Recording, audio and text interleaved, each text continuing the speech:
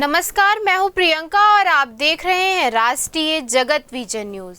इस वक्त की बड़ी खबर रायपुर से आ रही है, जहां शहर के व्यस्त शास्त्री मार्केट इलाके में एक ट्रांसफार्मर में अचानक आग लग गई।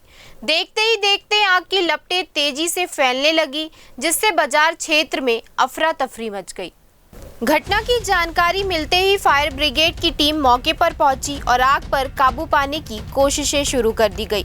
सुरक्षा को ध्यान में रखते हुए मौके पर पुलिस बल भी तैनात किया गया है और इलाके को पूरी तरह खाली करा लिया गया है।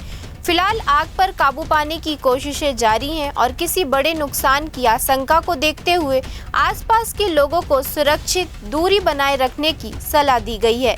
राहत की बात यह है कि अब तक किसी के हताहत होने की खबर नहीं है। फिलहाल इस खबर में इतना ही। देश प्रदेश की खबरों से अपडेटेड रहने के लिए हमारे चैनल को सब्सक्राइब करें। नए खबरों की नोटिफिकेशन के लिए बेल आइकॉन जरूर दबाएं। नमस्कार।